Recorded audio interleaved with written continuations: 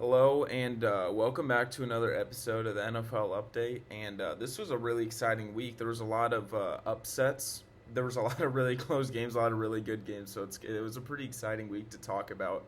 But like usual, we're going to talk about my Broncos. They had the week off last week, but they played in a Sunday night thriller versus the Commanders, and went all the way to overtime. They get it done on the last play of the game. The Commanders go for the 2 point conversion, and the Broncos stop it.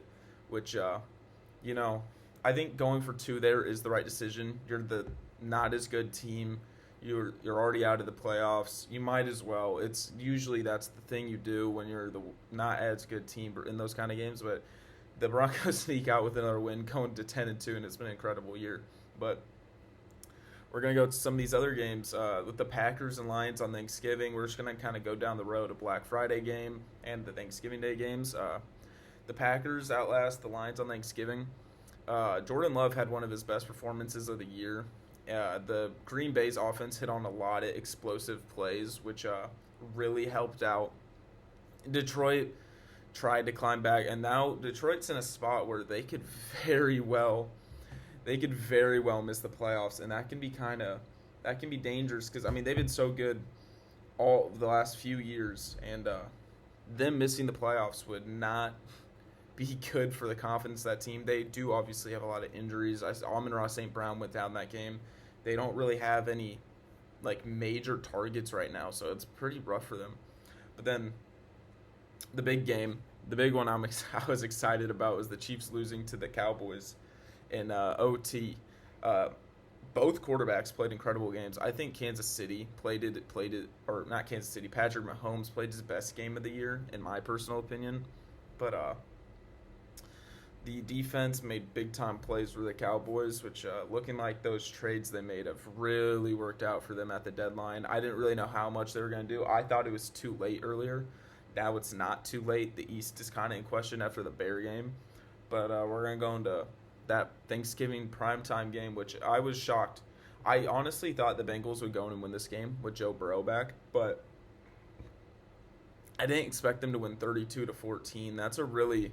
It's a huge jump. Joe Burrow being back, they're already out of the playoffs. They're not going to, because at the best they can do now is go 9-8 and make the playoffs. You can't do that with the AFC this year. It's too good this year, too deep. So I think Joe Burrow being back is really helpful.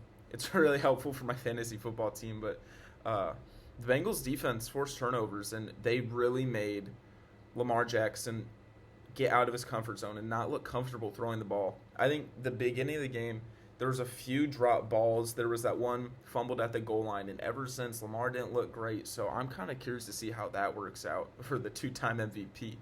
But now that division is back in question.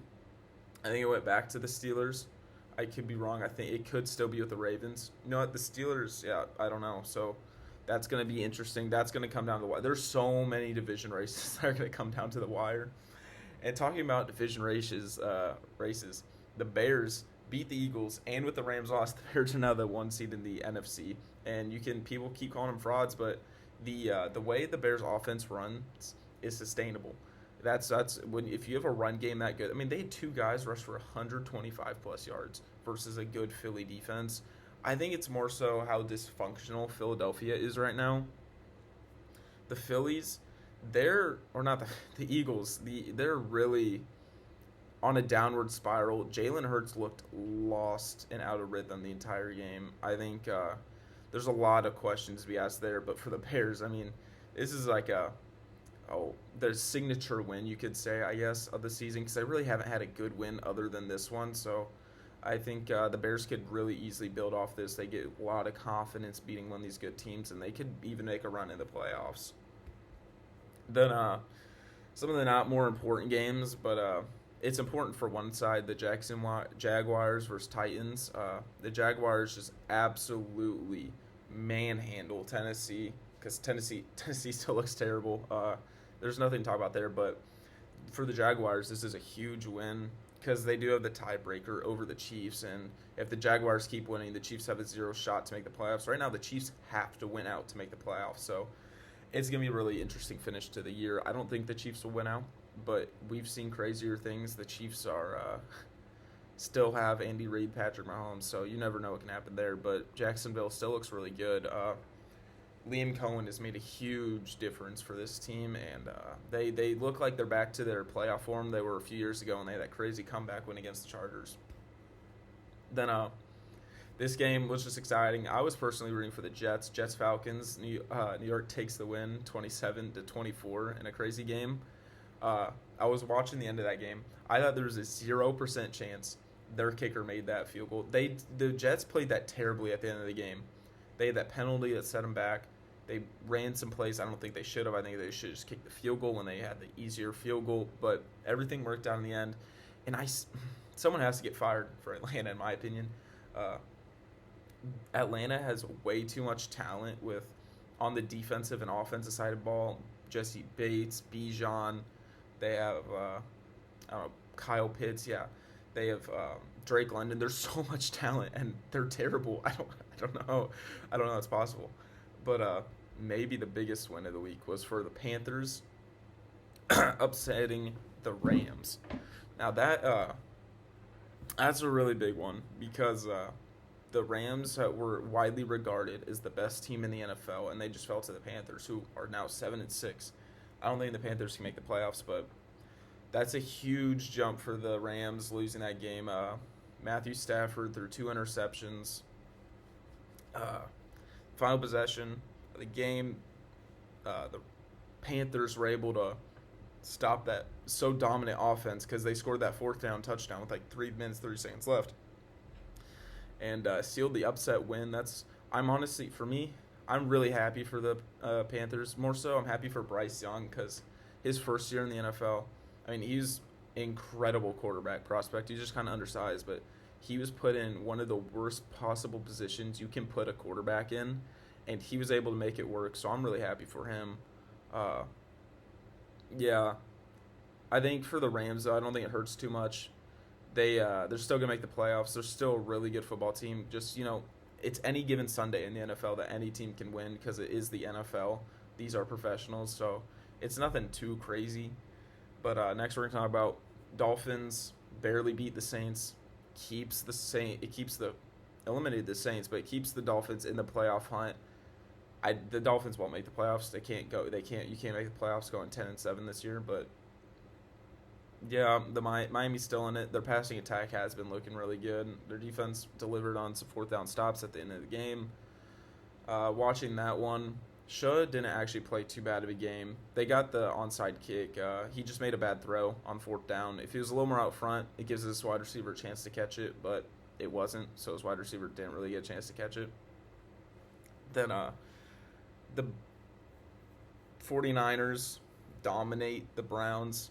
Shedeur Sanders looked okay, but the 49ers are really dominating right now. They're 9-4. They're straight in that hunt right too. Because I mean, when you talk about what's happened in them this year, it's insane that they're still able to be a competitive football team because they have no Fred Warner, no Brock Purdy, no Kittle for part of the year, no Trent Williams. I mean, they've said so many pieces hurt.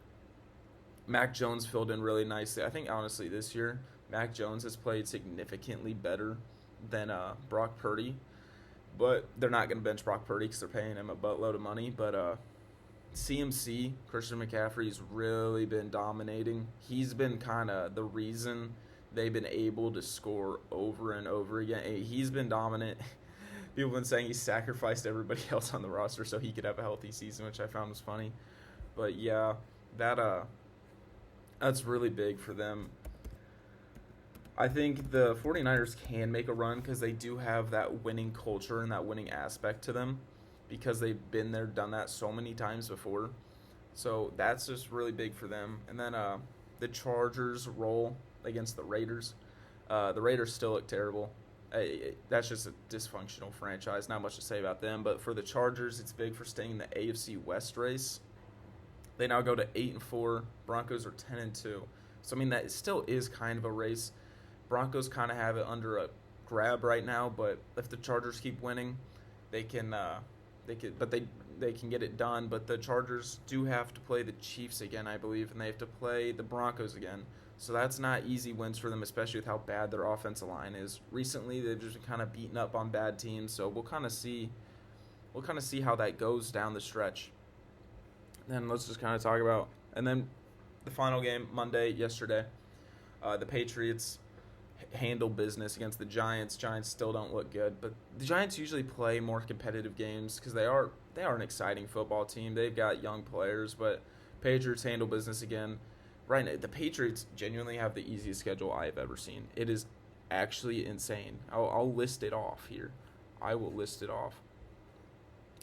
Giants, Bengals, Jets, Buccaneers aren't good anymore. Falcons, who have won 3 or 4 games. Browns, Titans, Saints. They beat the Bills. That's a good win. Barely. I think it was in Buffalo. I think it was in Buffalo, so that's a good one. They beat the Panthers when they were terrible, and then they lost to the Steelers. They beat the Dolphins, who suck, and they lost to the Raiders. So that's really your perspective you want to take on it, but I don't think they are very good at all. But that's going to do it for this week's NFL update. See ya.